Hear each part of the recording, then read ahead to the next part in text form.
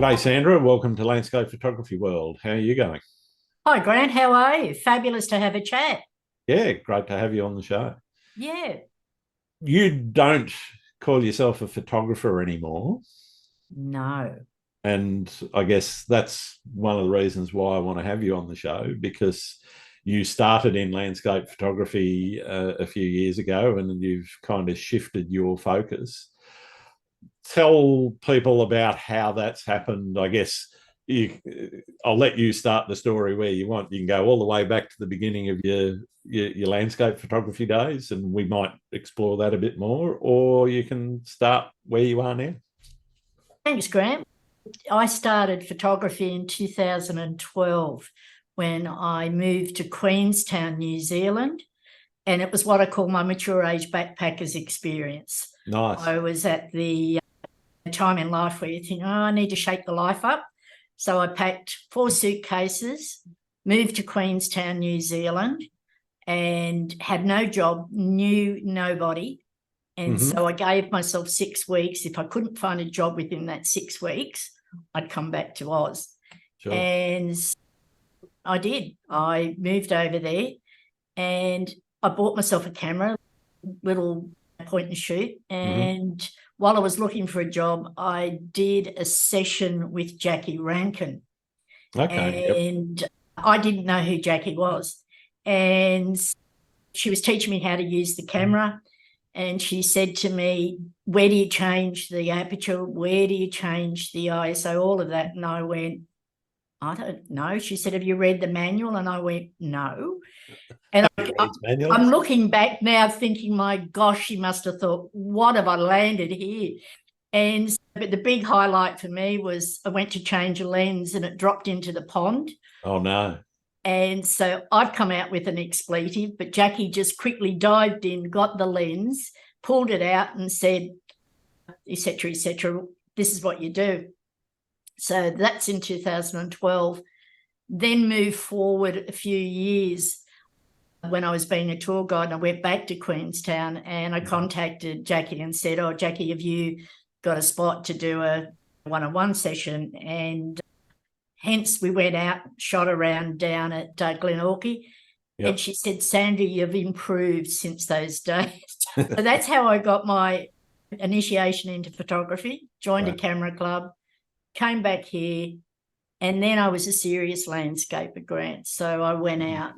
It was the weekend warrior, getting out all the time, went overseas. But then I started to dabble in Photoshop and replace the skies, and in my technical term, whack in a tree or put in a building. Mm-hmm. And so I started to play a lot more with what I call altered landscapes. Yeah, so right. I used my photos, but I did it in what I call a composite image. Sure. And then from there, the gloves were off. I started to enter different creative competitions, still using my own photos. Mm-hmm. But come back to what you said originally, I don't call myself a photographer anymore. Mm-hmm. I'm more of what I call a digital artist or a creative. I'm probably one of those people, I think, why do we have to have labels? Yeah. This is what I enjoy doing. So I do what I call a mixed medium now. And so some of my own photos and digital art, and I've dabbled a little bit in AI, but it's about, for me, telling a story creative and being whimsical. Yeah, and so I've developed my style over the years. How would you describe your style now to somebody that hadn't seen your work? Cool. Conceptual. It's all about colour. I remember a few years ago, I started to post up quite regularly in Facebook. Sure. I'd have people say, I knew it was your image before I even knew who it was. So to me, that was the defining moment for my style. Yep. And so it's the same now. I like to change my styles differently over the years. For example, when I was processing some of my landscapes, I was working in the colours of Albert Namatjira. I was inspired by him. Mm-hmm. Then I got inspired by the colours of Monet and that sort of soft style. For me, it's either it's telling a story or just creating an image for pure fun. Yeah, right. And I think that's really important. Yeah. The purists among the photography fraternity might frown on some of what you do, but I've never been a purist, and I'm not above replacing a sky, etc. I think for me, the differentiating point is where somebody actually tries to pass a digitally enhanced or digitally created or generated image, whether it's AI or totally Photoshop, as a photographic image, as opposed to where somebody puts their hands up when they put it out into the world and say, this is a composite, or this is a digitally enhanced, or this is a digitally created image. Where do you stand in terms of that conversation around the pure form of photography, everything straight out of the camera or as much out of the camera as you can make it, versus where you using multiple media to actually generate one of your whimsical images? And I think that's a good point, Grant, because I do present at a different number of camera clubs. And so I introduce myself and say that I'm a creative or a digital artist. And I know for some people that may not sit how they want, but I'm not labeling, if I can use that term, myself a photographer. Sure. And how I look at it is that the purists, the creatives, we all have a place somewhere, because what we're doing is expressing ourselves. And photography is not the only way to express yourself visually. When I'm entering, or when I was entering serious landscape competitions, I played by the rules. This is how I worked. Yep. And I find that sometimes I will get challenged and people will say to me, but you're not a photographer. That's not photography. And I'll go, I agree, because I'm not saying I'm a photographer and using only images from my camera. Yeah. And I think that there's a place like the dreaded word AI, which is the buzzword around. If you're entering a photography competition, it has to be photography. Yeah. If there's a creative, then the gloves are off, and there may be restrictions in that. But I generally look at what's to say, or who's to say what's right and what's wrong. We have to do something that speaks to our soul. And that's, for me, that's why I've gone to that real creative, because that's what I enjoy. Yeah. And I respect for people that are strict landscapers or portraits or food, flat lay, all of those genres, they're expressing themselves in different ways. Absolutely, yeah. In terms of the creative motivation, where did that come from, firstly, for your photography, and then how did you see your creativity changing as you moved into more digital media? That's an interesting, if I look back, I've always been creative. On my website, I say that I love my colouring pencils. I very much cherish those colouring pencils and colouring books. And if I look as then you start to get into the adult world where you're working, I was creating newsletters, information. I did an interior styling certificate. That was going to be my career change from a corporate world. And then when I started to get into landscape, for me, the landscape, and I've been fortunate to see the Northern Light when I lived in New Zealand, certainly not spoiled, the beauty of that landscape and that feeling. And that's what I resonated. And that's what I understand a lot of photographers resonate about. It's that experience of being out, be it at sunrise and all of those things. But then when I started my Photoshop skills improved and I started to experiment and play, that's where my imagination and my creativity came out, because I have the thinking that imagination versus skill set. Without skill set, you can't let your imagination run free. And without imagination, you've got to work on your skill set. Yep. So that's where I'm at now, is that I could be influenced by a story that's in a current affair, or it could be just something that I start off with a rabbit with an umbrella, and then it just goes from there. So I start thinking, what would go with that? For example, when I did a presentation and I showed this one particular image that was inspired by the song Yellow by Coldplay. Mm-hmm. Yep. And so I did that. And it's a rabbit with a coat and an umbrella. And then a gentleman said to me, he said, but that's not a photo. I said, no, but we need to have a chat if you think this is real, because if you know somewhere where I can see a rabbit in a coat with an umbrella, let me know. That's how I look at it. You just got to laugh at yourself. Yeah, totally. I guess that process of experimentation and risk-taking to push your own creative abilities, where does that come from? And I guess I'm really interested in how you turn that to your advantage when generating your images. And that's a good question, Grant, because I've been doing some self-reflection over the years ago. What is it? Why do I create these images? I was an avid reader as a child. As an adult, I read all the Harry Potter books well before the movies came out. Have no problems going Twilight, Lord of the Rings, all of those things. And so I remember seeing a video by Paul McCartney, and he said, the songs that I write, they've all been stored somewhere in the brain, and something triggers them and it just comes out. And I could relate to that, Grant, because it could be that I just have a graphic element and I look at it and I'll go, and then all of a sudden an idea comes. Sure. And I can't explain it. I can't put it into a box, but maybe it's that all those things that I've accumulated over the years, reading, movies, looking at magazines, listening to stories, all of those things.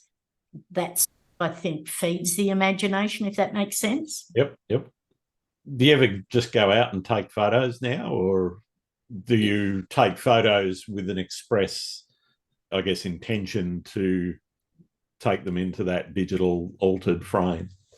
Yeah, I do. So a combination, I'll use a camera and my iPhone. I've got the latest iPhone. Sure. And I now photograph for elements. So whereas before it was all the big vista, the big landscapes, but now I look for the quirky things. So, for example, when I was down in Melbourne just recently, I went to the Rhone exhibition. And the Rhone exhibition, I was just full of detail, typewriters, little ink bottles.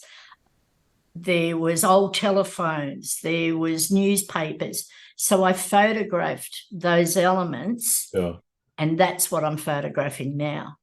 But if I could travel somewhere and photograph the landscape, I would. But I have been spoiled, and particularly as a tour guide traveling around Australia and New Zealand. Fair enough. But I shoot now all the quirky little things. I saw a heart-shaped chair on the front of a shop in Melbourne, and I photographed that. That's now in my latest image, Felix, the cat. So that's how I shoot now. I guess one of the things I'm interested in with digital art in particular is how you bring together all of the elements into a single creative whole. And I don't mean necessarily just from an editing perspective. I mean from a conceptual perspective. Landscape is all about composition and positioning the camera in the right place. Yep. Doing what you're doing, you've still got to do that. Plus now you're adding in elements which weren't in the scene, for example, or might be entirely generated by AI. How do you go about composing those and bringing together those images?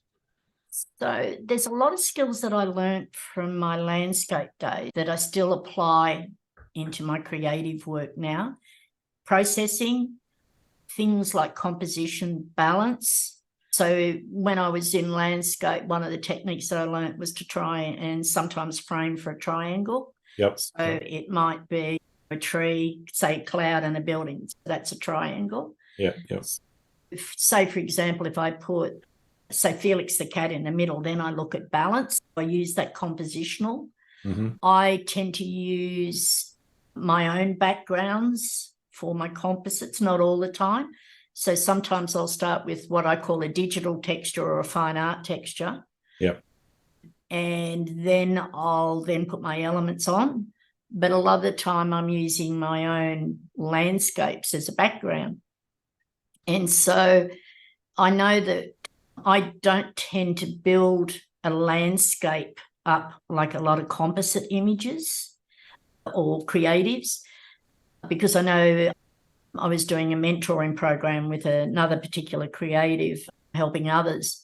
And so I would tend to use a lot of the skills that I learnt from landscape that some of them didn't have. And that's what made me realise the grounding in landscape photography, the leading lines, the composition, all of those things helped me get the balance of a creative image. Yeah. I also know that my style doesn't suit everybody, and that's fine. But you've got to enjoy what you do. Absolutely. Absolutely. Talking about the mentoring and I guess bringing together those elements, mastering your craft is a key element of success in photography, but also in creating digital art. Mm. Where did you start to pick up those things and going through those hard yards of learning both the camera and field work that you needed to do, but also the processing skills? Was there formal education or was it more self-teaching? Did you have a mentor? It was a combination of both there, Grant, because like I did a couple of photography courses at colleges. Then, like anyone, I invested money going to workshops and you learn. And then it was self-taught. And one of the things that when I was processing my landscapes was if I'd seen a new skill, a Photoshop skill on YouTube or anything, I forced myself to use that technique in that image. So I created that image with that technique in mind for processing. Now I look back when I first started in photography, it's always about the technical side. Yeah. It's got to be this ISO, it's got to be that. When you start using filters, and I say I'm mathematically challenged, don't have a problem with that. So when I was learning about filters, and some of the guys would say to me, oh, you use this formula, and I'm going, you lost me. Just tell me, is it 1 second? Is it 1.5? Is it 2 seconds? That's how I learn. So some of the technical stuff, particularly from the guys, just went over the head, very visual. And so I learned by trial and error. But you have to learn those technical skills to understand what the aperture is and the ISO. Yep. I understand that. But looking back, I don't think anyone ever spoke about seeing, looking. When you were processing, what was the feeling that you got from being at that location? Yeah. A classic example, when I used to do some workshops at Bridestow Lavender and people are processing, and I say, what did it feel like? And that's what you can draw on. It's all of those things that come into the mix. You've got to have the technical. Yep. But just because you've got the technical doesn't mean to get that you can see or observe. One of the questions I always ask or often ask people on the show is, how do you feel when you're out in the field? For you, there's that element of it, but how do you feel when you're in the editing suite actually creating, whether it's off the cuff or whether it's using composites? What's the emotion and what's the feeling that you actually get in both of those places? Are they connected or are they very different? Yeah, so sometimes, example, I don't know if you've ever shot at Sugar Pine Forest. Unfortunately, I was due to take a trip down there before it got burnt down. It got burnt down, and Still haven't been. No, unfortunately. It was, to me, I've been there a couple of times, and it was such a surreal feel. And it's one of the very few locations that you could be in this forest and you could hear a pin drop if it dropped. And so I'm drawing, when I was processing that, I'm drawing from those feelings of silence, stillness. It was surreal. Then the imagination, it did with a couple of edits. The image that you can see on the back wall was one of my images that I was fortunate to win a creative category. And so to me, it had this glowing feeling, this surreal feeling. So that's how I processed it. If I'm coming into composite imagery or my creative, it's like I'm transported to another world. I just get lost. I have the term, it shuts the inner mind out. It gets the monkey off the back. I just live in that moment of processing.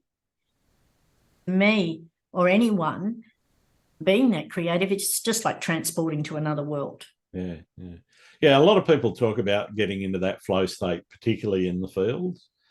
But it seems to be, for some people, a little bit different when they get into the editing suite. And I know some of the people that I've spoken to don't really enjoy editing much. They will edit and they'll do what they think they have to do or feel they have to do to create the feeling or the emotion that they're looking for in the images. But it's interesting to me that you can, and I know that I can certainly get into that flow state in editing. For me, it's that there are two different feelings.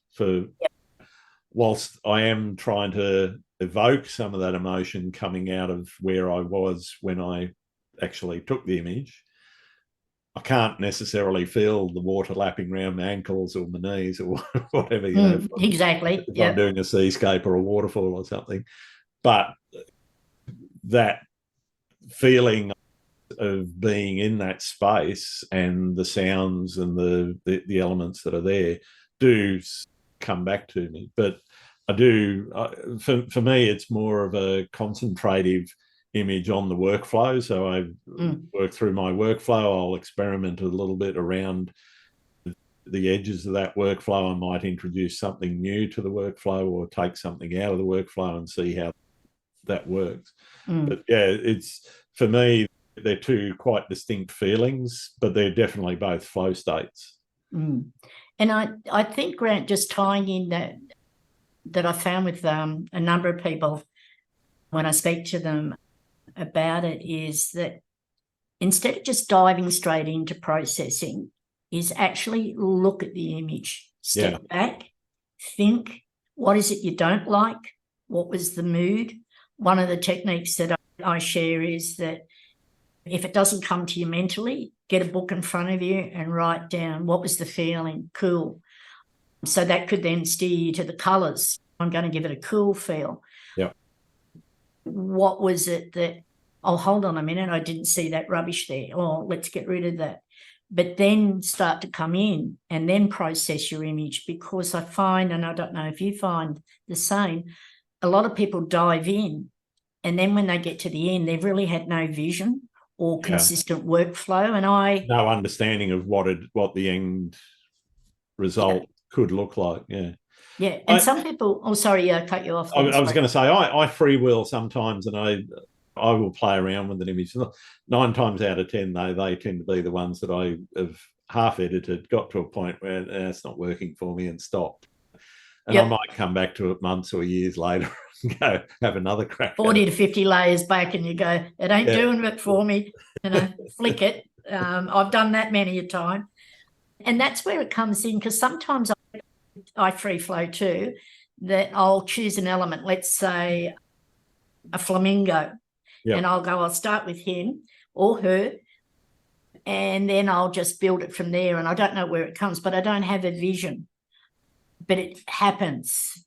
One of the tricks that I use, particularly when I'm doing my creative or composite images, is that I have Lightroom open.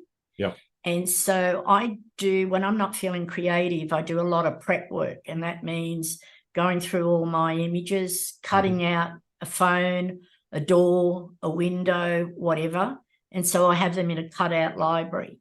Yeah. And so when I'm creating and I'm thinking, what will I put in there? I then go over to Lightroom, look through my cutout library and go, oh, that's a little bit of a gem. I'll put that in there. And then I go, no, that didn't work. But I find having that prep time with the images and the backgrounds and being organised, that speeds up my workflow. Okay. Yeah. So I find for some people what they want to do into composites is that they get an idea, then they have to go and cut something out. Yep. Then they have to come back, and it disrupts the thinking workflow. Just half an hour looking through your images and going, oh, there's a door, there's a window, and cut them out, get them ready. And you've got, it's like a tradie. You've got the tools that are there. Yeah. They're ready to go when you need them. Yeah. Yeah. It's for me anyway, it harkens back to some of my graphic editing days where before I got back into photography, I used to do editing of graphics for games. Yes. As in computer games. Did quite extensive editing for a number of third-party modifications to certain games as well as screenshot editing to create promotional things or elements for promotional videos and stuff like that. And part of what bringing together those elements that you're going to need for when you're ready to actually create is, I think, a very important part of that process. It speeds your workflow up. And you can find that you could look at one thing and that generates an idea. Yeah. And it goes from there. But what you were saying before about having a clear idea about what it is that you're trying to create, back in those days, I had a very clear idea, whether it was a menu screen or an element in the background of a 3D rendered environment or something. Again, you had to prepare all your elements so that when you came to put it together, but you knew before you got started, okay, this is what the thing is going to look like and how you're actually going to pull it all together. Exactly. It's like a chef, or you're going to cook a meal. You've got to have all your ingredients there. And I'll say that the analogy is that if you've got to run to the cupboard each time to get an ingredient, how long is it going to take for you to bake this cake? That's it. Yeah. So do your prep work, get it all ready. Yeah. No, good advice, I think. I've been finding lots of little things in the what is it, the Lightroom catalogue, all these things. Yeah, brilliant. Let's talk a little bit about the lifestyle choice. You said before we started recording that you've made this your full-time career. How did that come about? How do you balance what you're doing with other aspects of your life? As we were speaking about before, Grant, the year that never was, or started the year that never was, 2020. I worked as virtually a tour guide, 7 months on the road a year. Yep. And so I was travelling Australia and New Zealand with internationals. And then when COVID hit, there was no work. And so I started to think, what am I going to do? And I'd only just started dabbling in Zoom. So then I started to do some online events, and it was purely to be able to speak to people and engage with people. And then I found that people were interested in learning, and my background was from a corporate education or a corporate trainer. So I was stepping back into the training or teaching role. And then I started to enjoy it. And then I was so fortunate to meet people from all over the world. You talk, people start to like your work and follow your work, and you think, oh, this is really interesting. Yeah. And that sustained me for probably about the year and a half, 2 years. And that's where I thought, I'm enjoying doing what I'm doing, being a creative. And I have had my own business before in other lifetimes. Sure. And so I made that conscious choice. And I think what we were discussing, Grant, is that you make your conscious choice because I was tired of traveling 7 months a year. Yep. I didn't want the stress of dealing with all the logistics that I would have had to do for a 4-week tour. So now I'm enjoying. It's people say, "Oh, you've got plenty of time." It's just you can have a laugh. We're laughing with each other because it's very much just like a job. You get up, you start, you work. You may stagger your hours, but you're still doing an office day, what I call an office day, marketing. Yeah, here we are at 8:30. I'm definitely at work. I'm definitely at work. I get up sometimes if I can't sleep 6 o'clock and I'll start doing emails. I have an idea. I was jotting down thoughts at 3 a.m. this morning too. I can relate to that. So, 7 o'clock, I was like ready to go this morning. And then it's but I think you're in control of your own destiny. I think that you, particularly for me, and I'm sure for you, you enjoy what you do and you're passionate about it. And so that gives you that drive and that motivation. And you reap the rewards. And sometimes it's a hard slog when you've got your own business. Oh, absolutely. Yeah. But I take the philosophy, I'm not in there to make the millions. I don't think I ever will. Hey, give it a crack. Sure. If someone wants to pay me millions of dollars, I'll keep doing it. But hold on a minute, I'll be in the door before you. Yeah, I'll do it even if I don't get that. Exactly. Yeah. And so that's where I think there is positives. For me, there's been positives from COVID and reassessing life. Yeah. I guess one of the things you mentioned there was doing some mentoring and doing coaching. Where did that sort of stem from, and how does that take shape as part of your business? So what I do is one-on-one sessions. I'll either do Photoshop training, I'll give critique on an image. Sometimes people will buy what I call a block of time, and then they'll say, I've got this image, can you give me feedback? Because I've done judging for camera clubs and other things as well. So that's just another arm, but I enjoy it. It probably stems way back that in a past lifetime, I coached netball at elite level. Yeah. So what we were talking about, Grant, is all the skills that we've had for life are now coming together. And it's just now we're applying it in this kind of field. So I enjoy the coaching and mentoring. I love it when I see when people share an image, or for some people that I've helped, they've done well in a camera club competition or whatever. And I get really excited for them, because that to me is part of why I do it, to see other people get a little bit of a reward if they get a merit at camera club. That's fantastic.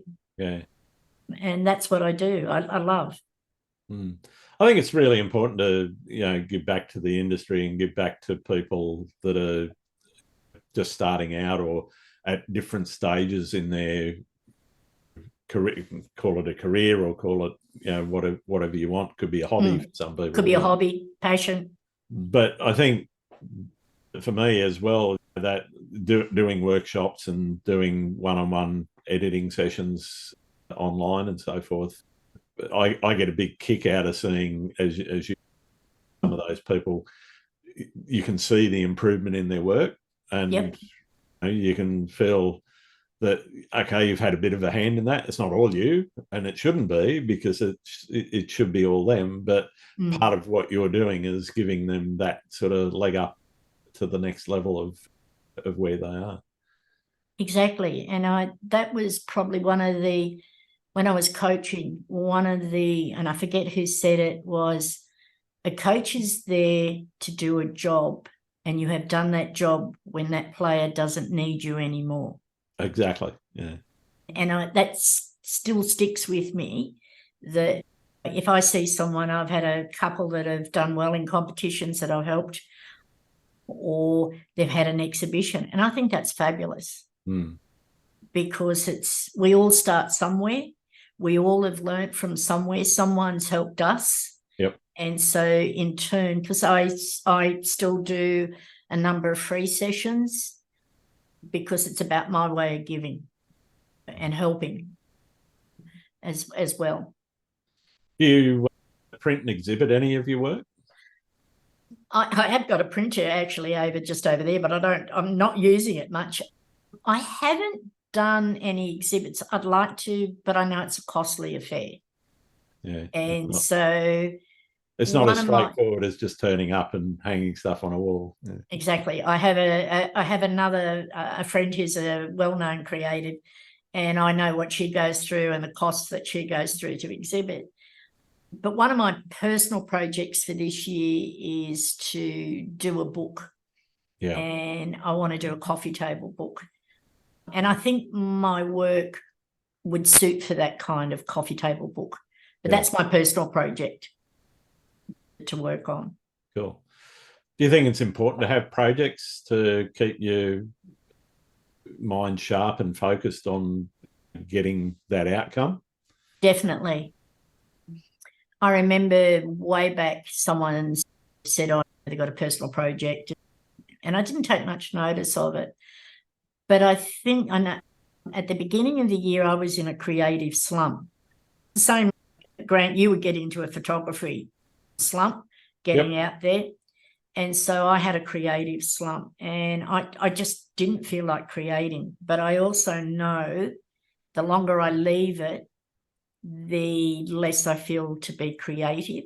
So I was listening to a song one day, and I've loved it forever, and it's called The Sounds of Silence by Simon and Garfunkel. And this one particular time when I was listening to it, one verse just resonated with me. And so then I decided to create an image to that paragraph or verse. And then I thought, I'm going to make a project out of this. So I actually did an image for each verse in the song. Right. Yeah. And I didn't give myself a time frame. I didn't give myself any rules or parameters, but it took me about 6 weeks, and it was the most enjoyable experience I've had. It forced me conceptually to work as a creative. Mm-hmm. I had to look for the elements to relate to that song, but it really helped me. And I want to do another song, but I just haven't found a song to grab me yet. Yeah. Right. So it'll happen. But personal projects book, I'll do a couple of other things. I'm known for liking a cup of coffee, Grant, so I share my coffee quotes. So I think I might branch out into the coffee mug business and put my images on there. So it's not always about, I think for me looking at it, it's not always about hanging your work on a wall. Yeah, yeah. There's so many ways that you could approach monetizing, and even if you're not monetizing, just for fun, applying the images wherever you want. Yep. So Sandra D's coffee mugs. That's it. Why not? You obviously mentioned there incorporating elements of storytelling and narrative into your work. I guess just digging a little bit deeper into that, what techniques were you using with that song in particular to convey the mood or emotion of the music? Yep. I listened to the song and then I picked up keywords. Mm-hmm. I've actually on my website got The Sounds of Silence, the whole gallery.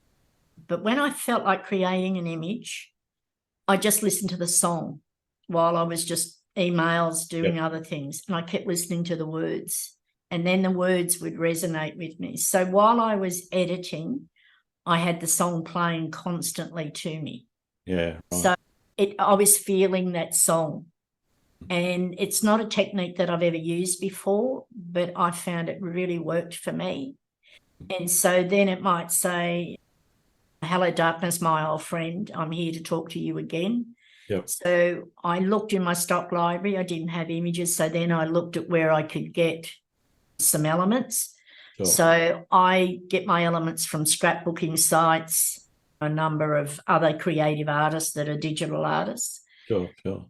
And then when I was listening to that song and editing, it just, I don't know, I was in another zone.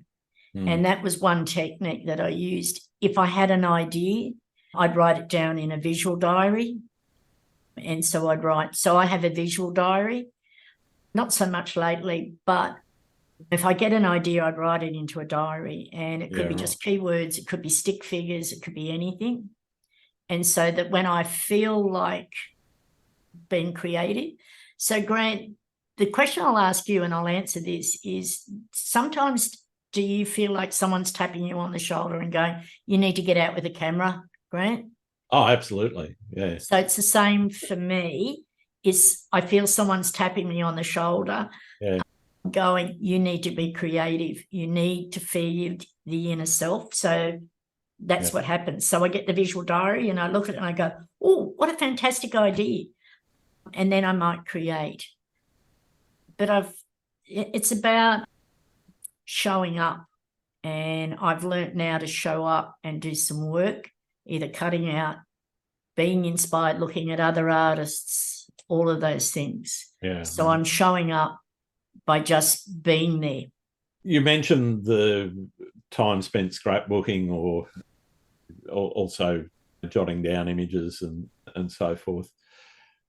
How long would you let an idea gestate before you actually started work on it? And how much would you, and I guess how much of that time would be planning versus the prepping, as you use the cooking analogy, going to the cupboard, getting everything that you needed out and setting it up?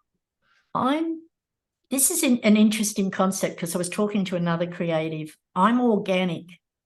If someone taps me on the shoulder and says, come on, Sandra, you need to create something, I'll look in my stock library and I'll go, oh, I like that flamingo. I'm going to use that. I don't have an idea. But because I've done my prep work, or I've bought some of my digital art from digital artists, I've got it all organised. Then the next question I get asked a lot, how long does it take for you to create something? Yeah. And I'm one of these. That's going to be the next question. Sorry, I preempted. That's fine. Is that when I get that urge, I've got to finish it. I'm not one to take weeks to finish an image. Yep. I'm not one to have days. If I need to finish it, I will sit and finish it. But when I say I'm organic, an idea will kick in and then I create. But because I've got the elements there, I'm ready to go. But I may have to look for backgrounds, or I may have to look for textures or trees if I don't have them there. Yeah. But it's just, to me, I couldn't work on an image for weeks because I'd go stir crazy. And then you come to that, how long is a piece of string? And are you going to reach perfection?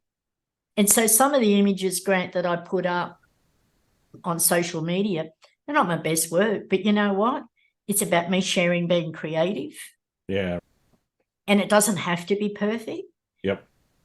And it's just about the pure joy of creating something. Yeah, got it. But I know that particularly when I was coaching, there were a lot of players that wanted to succeed but feared failing, so in the end they wouldn't try. Yeah, they didn't give 100% because they didn't want to fail. Yeah. Correct. And so sometimes I put up my work and I look back now and I go, my God, what was I thinking when I created that? What drugs was I on? Oh, hold on a minute. I do that with some of my fresh work now. But I think that shows that you're human. It's not always about being perfect, but some people, that's how they're wired. And I respect that and I understand that. You mentioned social media and the sharing of the work. How important is that to you as a part of the business, but also part of your creative endeavour? Yep. There was, I'm going to answer it in a long way. And I didn't realise until I wrote. Plenty of time. I didn't realise until I wrote a blog. And when I was travelling 7 months on the road, and so I take my laptop and I go to the camera and I photograph. And I found that I was editing images at night, and I post them up on a particular couple of landscape Facebook groups.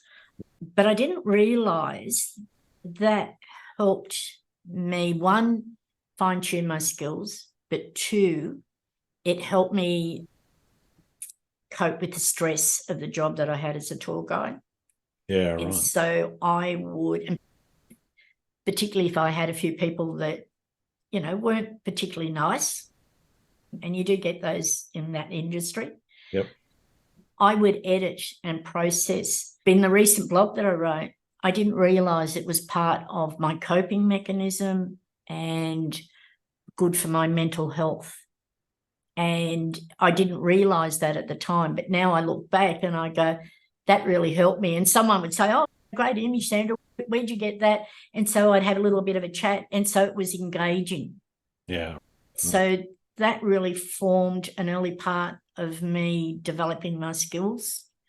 But now it's social media is, yes, it's business, but if I've got some information or I've just done an image, I like to share, because at the end, whether you're a photographer, an artist, or a creative, it's about sharing.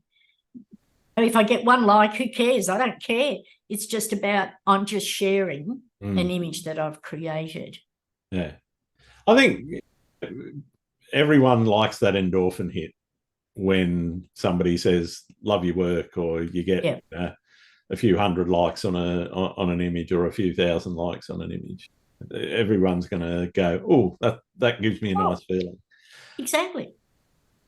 I think a lot of people put too much stock into that, and I think the social media companies themselves also, the psychology of how they operate is to keep you attached to that app as long as possible, and coming back, and that's why they have notifications. I've turned off all notifications on everything except my personal email. Sorry, my business email, my personal email, and the SMS messages. They're the only things that I have notifications on my phone. Yep.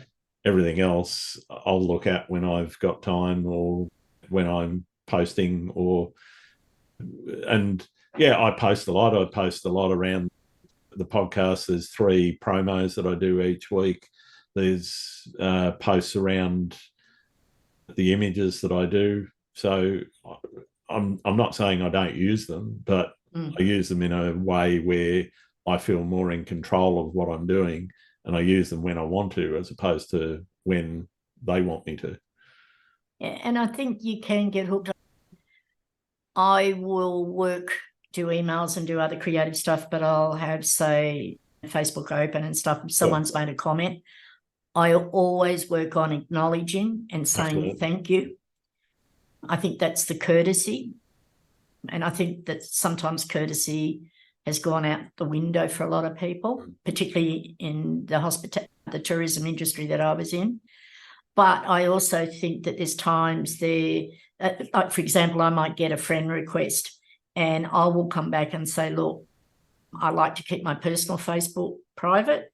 If you like my work, I'm more than happy for you to look at Facebook. But you've got to have that fine line of, it's not just about social media. But I know there's one, I'm using Pinterest, and a friend of mine's really described it. It's, you have to keep feeding the beast. Yep. And you do. Yeah. And so I got hooked into it, and now I'm like, okay, I'm going to sit back a little bit.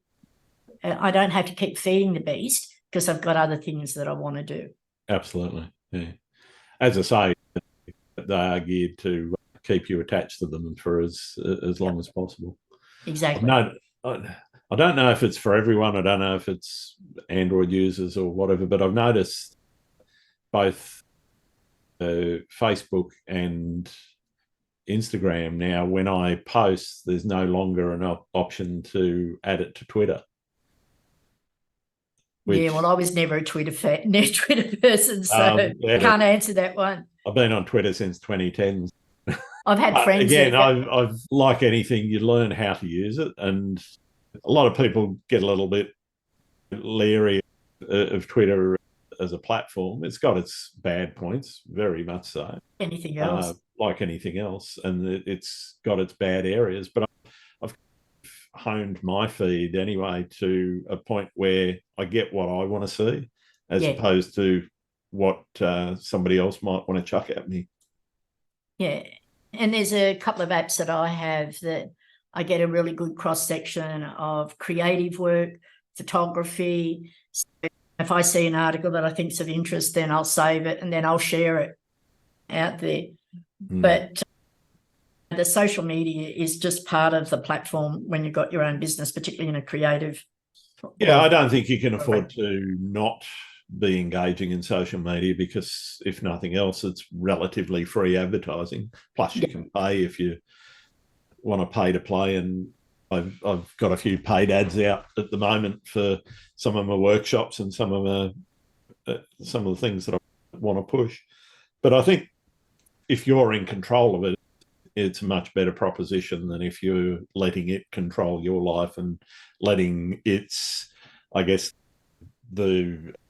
letting it grind you down in ways that are unhealthy, which it can do. You can look at it and go, my post only got one or no likes or whatever. Well, shrug, get on with it, post something else. Because clearly that didn't resonate with people. And look, that's all it means. Exactly. And I do a couple of strategies that, particularly if I'm, like what I'll do tonight is that it has been what I call an office day on the computer.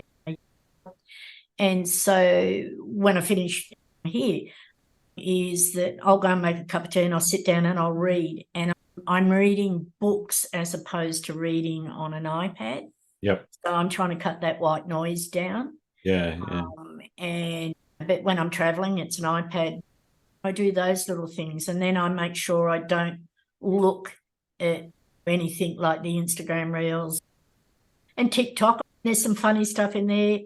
Some people go, oh, but you get a laugh out of some of the things, but I try and cut that out and just switch the brain off and do that. And I think it is important that you've got to realise it, because I know when I first started, not with the business, but way back when I was posting up social media, it was like, oh, how many likes did I get? Oh, someone didn't like it.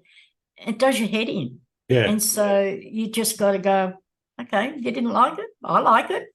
Yeah. I enjoyed the experience. Yeah, exactly. Both taking and editing that shot. Exactly. How are you doing it for? You still got to get that enjoyment yourself. Absolutely. One of the things I normally ask is what photographers see as the biggest challenge facing photographers. I think you can probably still have an opinion on that, even though you don't call yourself a photographer. Yeah. Where do you see the biggest challenge for photographers, in particular landscape photographers, at the moment? Yeah, look, it's going to be in a roundabout, because I know when you talk to photographers, a lot of them are very anti the AI. Mm-hmm. And I think there's benefits to AI, and there's going to be a change. And I think that we're at the cusp of change. And the doors, we had this discussion at a presentation recently that I did, and I said, the gates are opened. The gates are not going to close. It's opened. Whether you embrace it or not is your personal choice. But I think for photographers is that there'll always be a place for photography. You've got to look at your record shots, all of those things, the landscape. It's a hobby for some people. Yep. And so it's a passion for some people, and some people it's a business. So there's a place there for the photography. Not the threat, but I think where photography competitions or camera clubs, they have to evolve with the change. And I recently, or some time ago, I read an article where it said Kodak, when digital cameras came out, and Kodak said digital cameras will never take off. Yeah, it's a fad. And Kodak now is mainly in the cinematic color grading. And so if you want to get out and be with the camera, enjoy that experience, there's a place there for you. Yeah. But if someone wants to step over into another genre and be creative, that's their choice.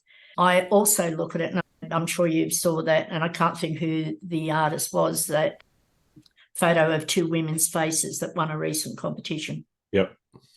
I think that photography competitions or illustrator, whatever, they now have to have categories for the AI and the illustrative and allow people to actually do that, but can't compete against photographers. When I was in landscape grant, aerial was starting in the drones. Yep. So how could a landscape photographer compete as a 2D platform viewing to a 3D view? They're two different viewpoints. I think it's the same. Yeah. That we've got to change thinking, or not got to. I think a broader approach has to be taken to it. And I don't think that AI imagery should come into photography because they're two different fields. Yeah. And what's the best camera that you got? It's the one that you got with you. Absolutely.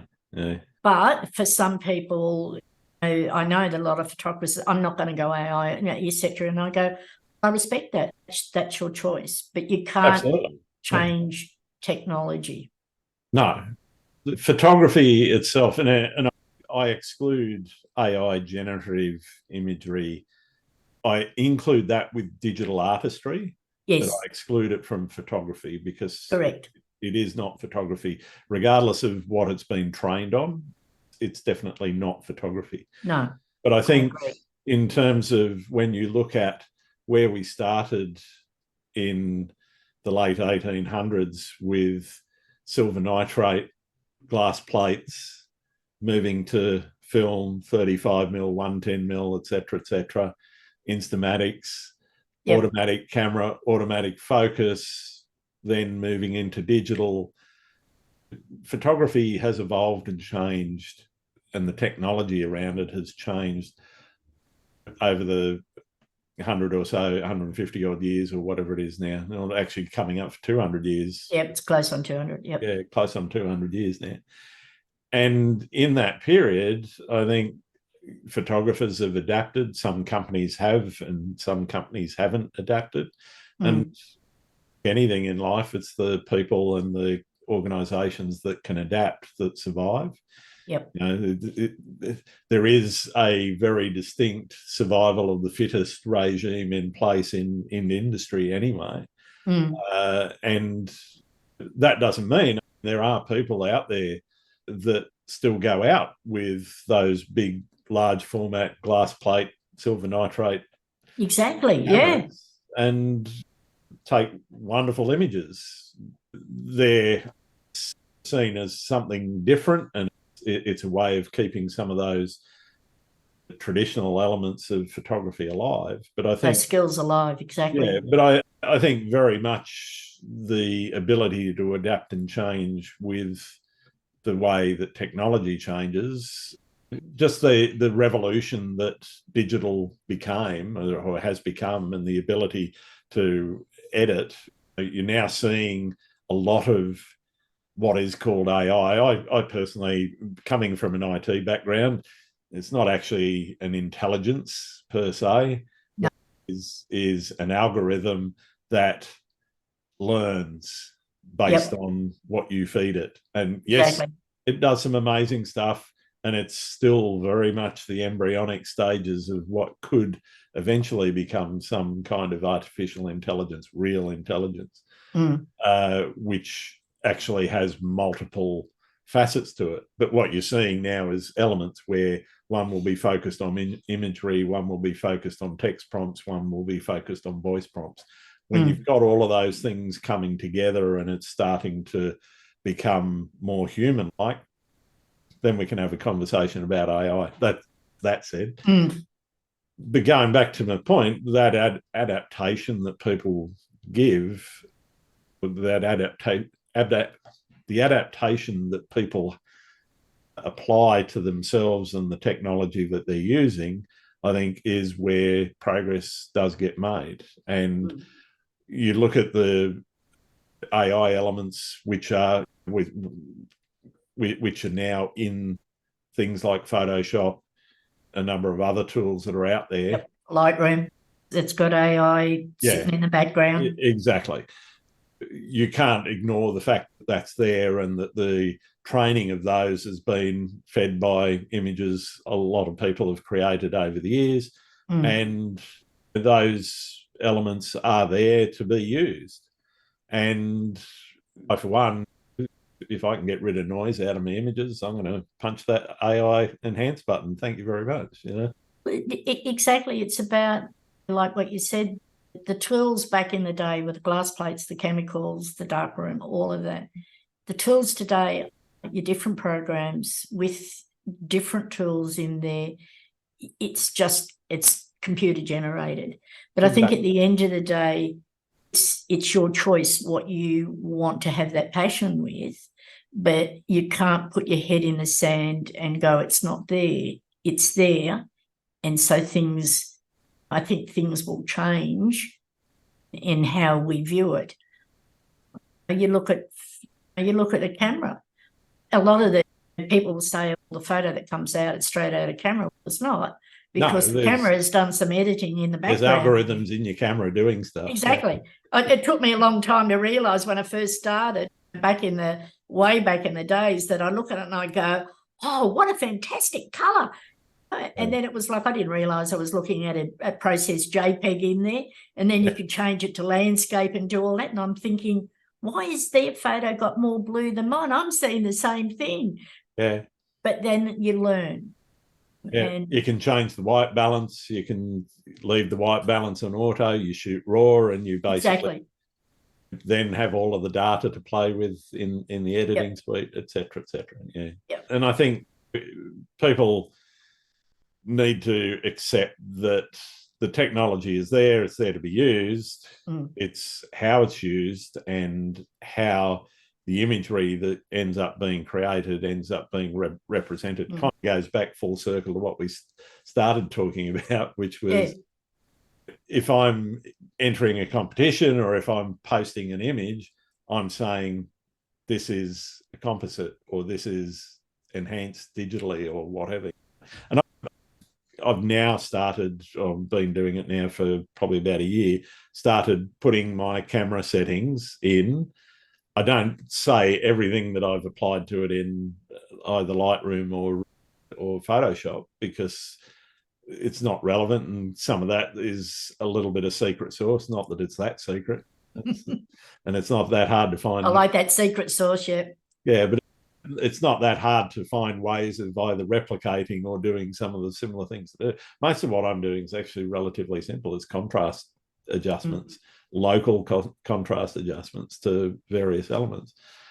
And so it's really, I think, beholden on people to hold themselves accountable for being honest in what they're producing and not trying to pull the wool over people's eyes. You see quite a few images on Instagram, in particular, using photography hashtags for photography sharing groups like Sublime Shots or one of those.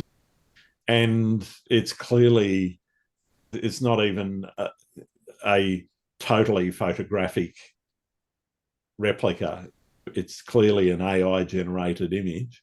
And they're getting likes and shares and all the rest of that. And for me personally, for those pure AI images, unless you've pulled the image out and then done something to it beyond what the AI has done, you've typed a few words in and you're relying, it's working out a camera. Mm. You're relying on the algorithm to produce your work. And here's a question for you as a creative, because you just mentioned that you put the camera settings up. And I was thinking about this the other day, and I thought, when I first started in camera clubs, people had put up the camera settings, and then you think, oh, okay, that's what we've got to do. But then you realise the secret sauce is what you then do with the raw. Yeah, but it's also what camera you got, what lens you've got, all of those.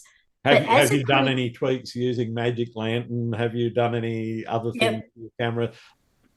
Done an infrared conversion or something like that? Well, exactly. There's so many things, double exposure in the camera and all of those things. Yeah. ICM, all of that. But as a creative, I don't put up that. I put an image up and I'll go, I created this for fun, etc. I don't necessarily put in there digital art, all of that. But with my style of imagery, so this is the question that I'm asking for you, Grant, is that when I put an image up, and not personally my images, but I think if you as a viewer look at my image and go, this is real, then I think, why should I explain myself if you think this rabbit is just popped in front of the camera? And I'm not being facetious. No, I know what you mean. But I sit there and I think, and it's the age-old discussion that you hear a lot of photographers, you've got to put up there that this was this and this. And I think, some stuff is clearly not a photograph. But then I look at it as a creative and I go, I don't care what your camera settings are. I don't need to know that. You don't need to justify yourself. This is what you've done. I'm not doing it for any justification other than if it helps somebody else, great. I've actually had a few comments from people saying, thanks for putting those settings up. I'll say what type of camera it is. I haven't changed. I don't use Magic Lantern. None of those enhancements have been made. It's a stock standard Canon 6D Mark II. There's nothing done to it. I can understand that, and as a photographer, I can understand that.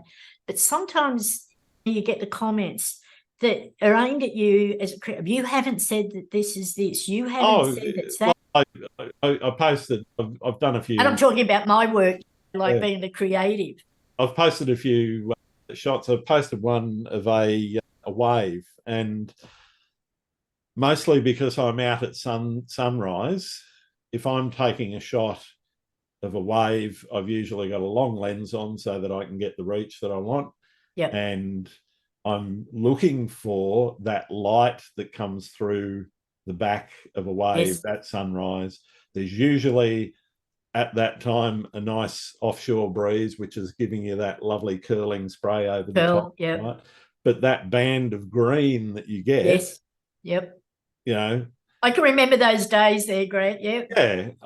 Somebody hit me up in Facebook and said, that's photoshopped. And I said, so?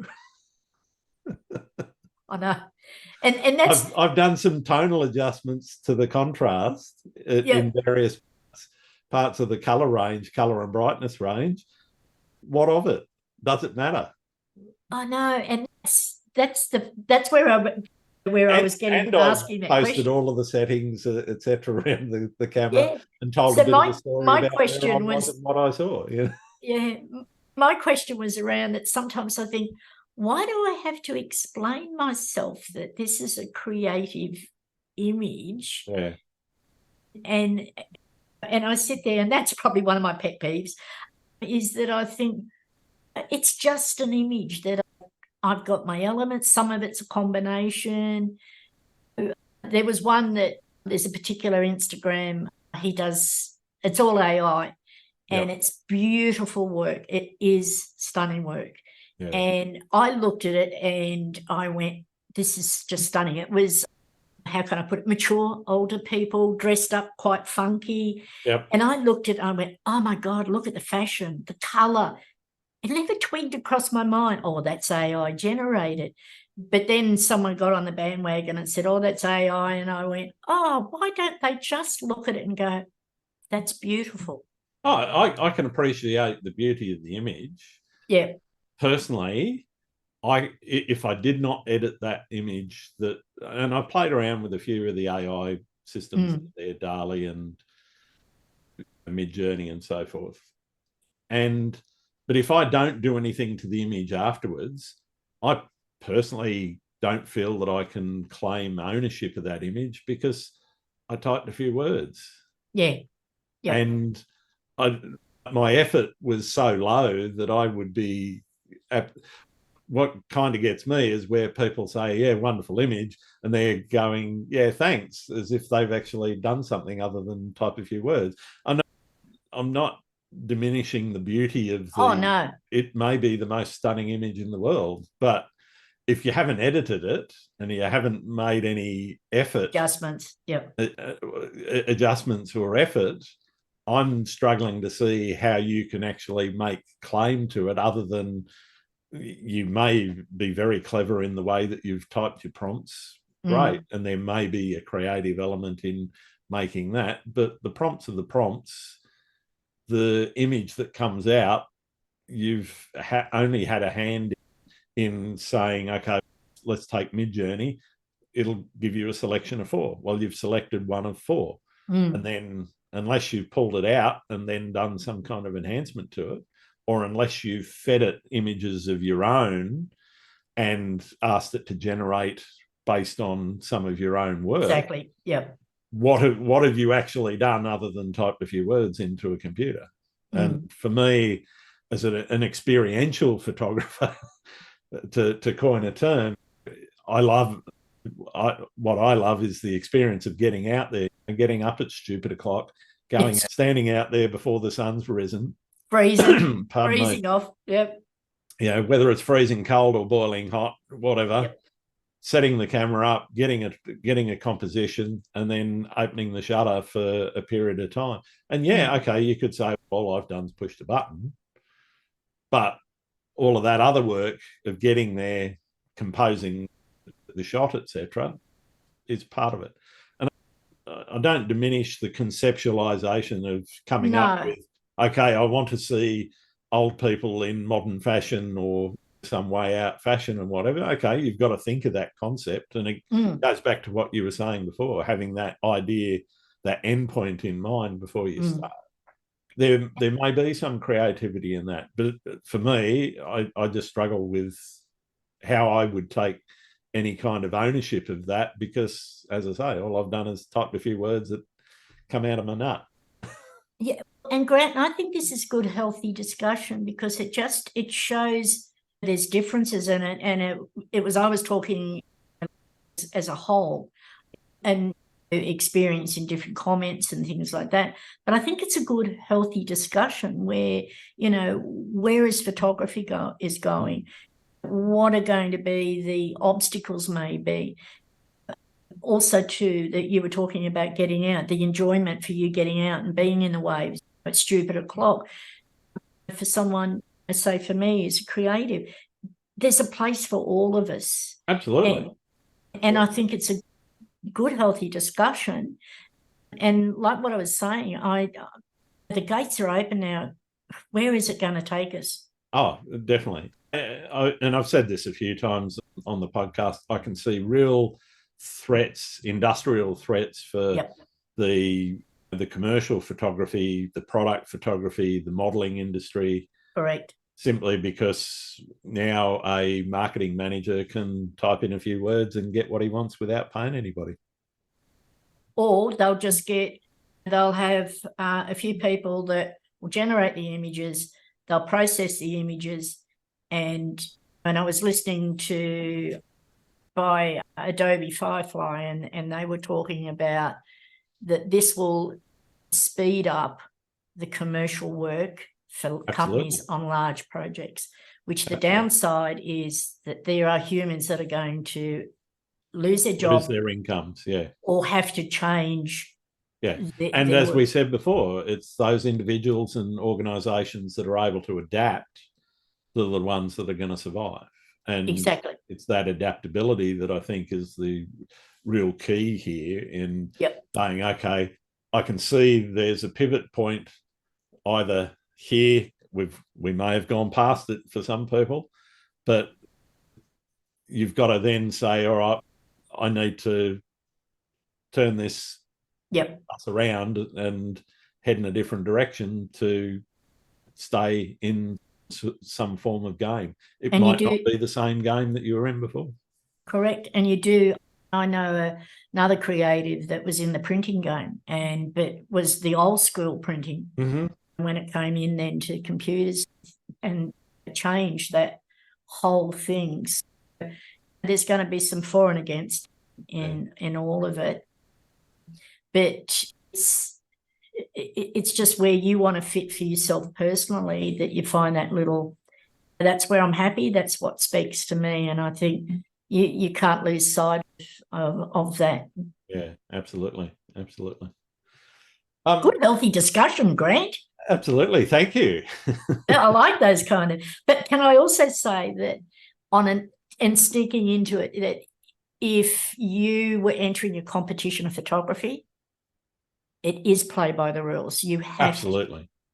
And I'm a firm believer in that you play read the by rules, understand them, and make sure you follow them. Because and not try and skirt around it or look for the loopholes. Yeah, absolutely. And so for me, I know that I now can't enter photography competitions because my work is a mixed medium. Yeah. And so I know that I can't do that. I'm interested because I'm not that close to some of the mixed media sort of areas. Are there many competitions that are inclusive? Are there any that actually? That's an interesting question. Yeah, because that's what I'm trying to do some research, because I was getting frustrated because I thought competition isn't the end all and be all. It's just it's a way of growing in your own. Exactly. And I've been doing it since 2015 when I first started. But I was getting a bit frustrated thinking, I can't enter it. And then I'm like, hold on a minute. I'm in a photography mindset still. So there must be illustrative competitions. There must be creative competitions where it can be a mixed medium or whatever. There've got to be some out there. So I'm doing some research and seeing if there is. And if I want to, I'll enter. If I don't, I don't. Sure. But it's that again, that shift of mindset. I was thinking as a photographer, knowing that I can't enter competitions, and I have been fortunate in some of the competitions to win gold and silver. Yep. Do I still want to enter competitions? Yes, but it's not the end all and be all. But if anyone knows of anything, just let us know, because I'm trying to do some research to see what's out there. Yeah, absolutely. Looking at the time, we probably should think about wrapping up shortly. It's been an interesting conversation. Thank you. And thank you for bringing a lot of it up. Are there any photographers out there that you think should be on the podcast? Oh, I knew you were going to ask this question. And there's probably, and I know another photographer that you've had on, Janky Rankin, does beautiful creative work in camera. And she taught me how to change a lens and not have it fall in the pond. And then there's other creatives that I would think that there's a Sue Ellen Sadie, that she does composite images, but it's all photography. Yeah. And so she plans her projects and she will go, I will go and photograph a concrete cat or a lighthouse or whatever, but it's all photography. And I think they're too, and I think too, it's good to have a mix of both male photographers and female photographers, male, female creatives, because we all view the world differently. Very much. Trying to get the balance right. And the podcast is called Landscape Photography World, not Landscape Photography Sydney or Australia. So correct. Yep. I'm also trying to reach out across the world as much as I can. Unfortunately, it's going to be English speaking only. I can't afford an interpreter. So. Oh, well, hold on a minute. We'll get to that AI chat. Do the maybe translation. Yeah. Guaranteed that Zoom will have some kind of Babelfish function built into it. That's the next version. Yeah, definitely. I've got one more question for you, and for many of my listeners, it's the most important one. Do you like pineapple on pizza? Yes, I do. Excellent. I make a mean homemade supreme pizza with pineapple, capsicum, you name it. It's about that thick. And I do put some crushed pineapple, not pineapple pieces. Not chunks. No, crushed pineapple. Fair enough. Well, thank you very much for taking Thanks, the time Grant. to talk to me, Sandra. It's been really good getting to know you a little bit better. Where can people find your work? Have a look for my website, Sandra D Imagery, and I'm on Facebook. I've got a business page in there, Sandra D Imagery. I'm on Pinterest and Instagram. But that was the big 2023 project. I rebuilt my whole website from scratch. Wow. So it's called Imagination. So Sandra D Imagery. Fantastic. Thanks very much, Sandra. Thank you. It's been a pleasure, Grant. Thanks again for listening to Landscape Photography World. I hope you enjoyed the show, and keep listening because I'll be joined by some great guests in upcoming episodes. You can find my work in this podcast at grantswinburnphotography.com. I'm also on Vero, Twitter, YouTube, Instagram, and Facebook. If you're interested in buying prints or photography gear or doing a photo workshop with me, these are now on sale on my website. I'm Grant Swinburne. Hope to see you out shooting soon.